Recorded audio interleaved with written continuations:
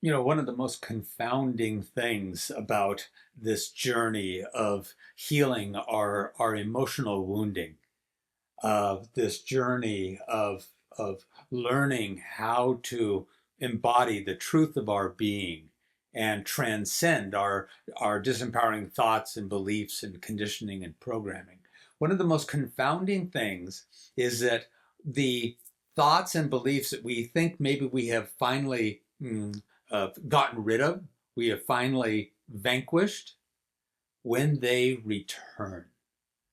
Like, what the heck? Wait a minute. I thought I dealt with this. I thought it was gone. I thought it had been resolved. I went on a retreat. I did a psychedelic journey. I've done my somatic healing. I've done my ecstatic dance, my sound healing, my breath work. I've done all these different modalities. I've attended to my healing. I've attended to a waking up as who I really am, of abiding my truth. And yet these pernicious thoughts return, and I can't make them go away. Let's talk about that today, because that's the error right there. Trying to make them go away. Why would you make something or want to make something go away unless you actually believed that it had power? Unless you believed there was some substance to it that could hurt you? If you really truly saw your conditioning, your programming, your old disempowering beliefs for what they truly are, activities of mind, no actual substance, no real truth.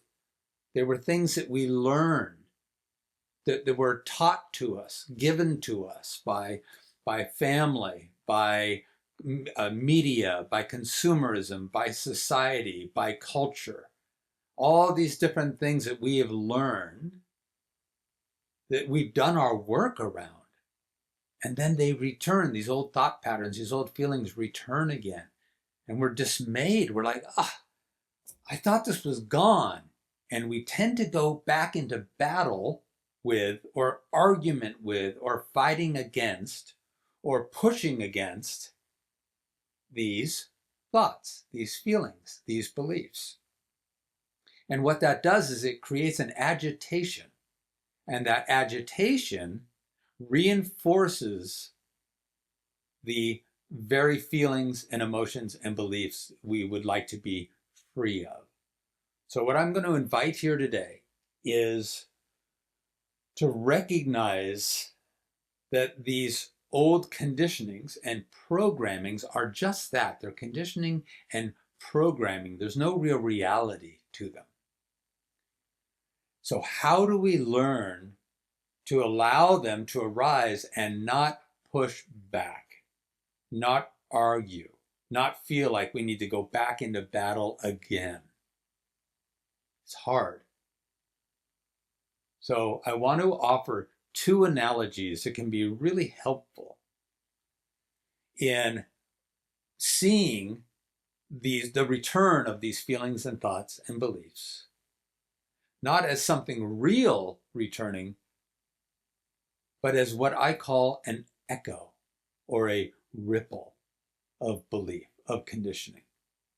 So here are the two analogies. One, imagine that you're on the edge of a canyon. This is in our younger years. And we've been yelling out into the canyon our beliefs, the things that we were taught, that we learned, that we believed at the time to be true. I'm not worthy of love. I need to be perfect in order to be loved. I will be rejected unless I am perfect. I need to be validated in order to feel good about myself.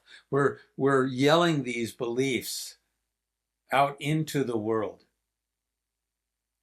So you're on the edge of a canyon, you've been yelling these things, and then you do your work and you start to recognize that these things aren't true. You start to recognize that these are ingrained, conditioned, wired beliefs and feelings. But then they return. Something happens in life that triggers that old thought, that old feeling, and it returns. What I want to invite you to do is see it as an echo. It's not the original belief. It doesn't have that power any longer. It's now just an echo returning.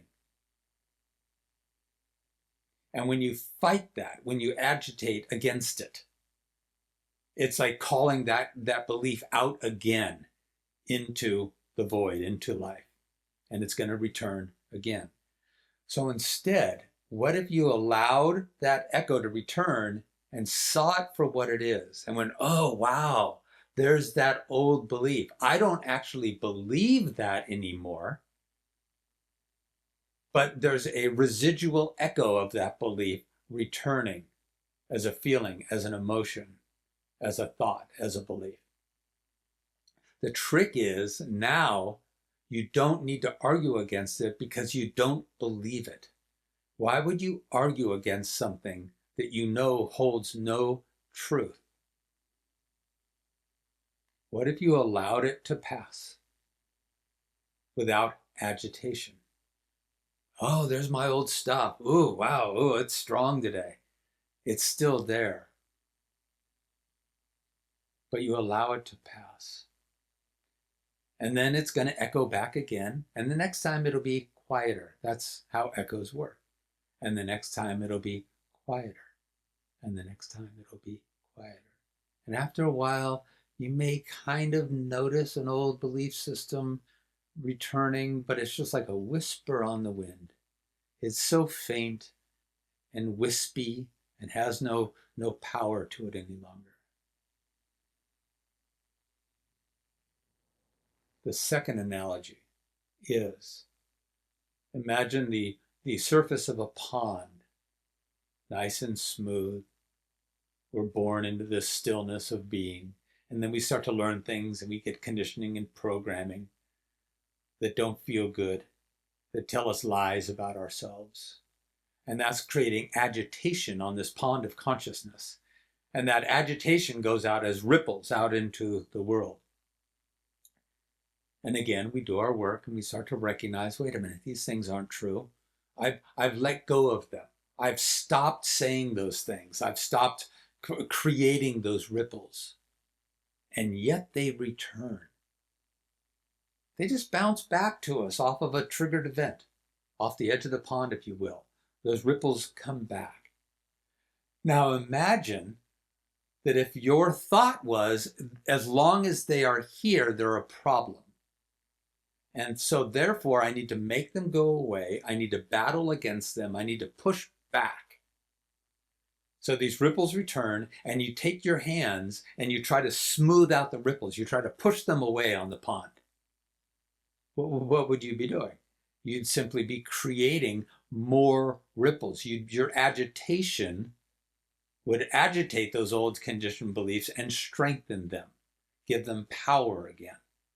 Because again, as when you're arguing against something with such fear or with such adamant need to have it go away, you're obviously saying it has power. If you didn't believe it really had any power, you wouldn't push back against it. You'd have no need. So the idea is to allow these old patterns, these old ripples, these old echoes to come back and not feel like you're backsliding, not feeling like, oh God, I'm failing because they're back. See, the myth is, the lie is that they all have to be gone before you can be free. But when in the work that I offer in the world, it's called the direct path. We go directly to our truth. We go directly to our eternal freedom, our essential nature of being, our stillness of being. And when we go directly to that truth and we know that truth, then we're not fearful of old disempowering thoughts and beliefs. We can see them for what they are. We can allow them. We are not diminished by them. We know the truth of our being that cannot be altered by beliefs. They cannot be altered by conditioning and by programming. So we don't need to fight against them. This is the key. To recognize that these old thoughts and feelings are going to return. But if you don't fight them, if you don't try to push them away, if you learn how to be with them, so you can learn from them. Where did this old belief come from? Who gave this to me? What conditions and situations and relationships taught me these lies about myself? And can I learn to love them? Can I learn to rest in the love that I am, in the essential nature of love that I am? To not fight these things and push them away, but to hold loving space for them. They will be absorbed into the love. This is how we heal. We shine the light of love into the disempowering shadows of our conditioning and our programming. But if you fight them, if you battle against them, you give them power. You're saying this is something that is real enough to fight against. It's like looking in one of those distorted mirrors in a funhouse at the carnival, and it's giving you a distorted image of yourself. And it's like believing that. It's like looking at that image and going, oh no, that's horrible. Oh, look at that, my head's this big. You know, you wouldn't believe it. You'd recognize that it's only a projection. It's only a distortion that you're witnessing. When we can witness our own conditioning and programming as distortions of reality, there's no need to fight them any longer. So if this resonates for you, if you feel like, yeah, this would be really a powerful skill to be able to come to rest in a genuine, unwavering grace of being, a peace of being, so that I can allow these old patterns to arise and pass, and arise and pass, and arise and pass, and pass and pass, until they will go. But they're not going to go by pushing them away. They're going to go by allowing them to pass. If this is of interest to you, this is what we explore in my 5-day inner peace challenge. Just an hour a day for 5 days. We go directly to the practices, the wisdom, the processes, the meditations, the understandings of awakening, that awaken your essential and most powerful truth, the unwavering grace and beauty and wholeness of being that you already are, that's being distorted by the old conditioning and the old programming. Come join us in the next 5-day inner peace challenge and learn how to come to rest as the divine stillness of being that you truly are. So you don't have to battle any longer the old echoes and ripples of disempowering beliefs and feelings that we were all taught early in our lives. All right, blessings, my friends. Be well. I hope to see you soon.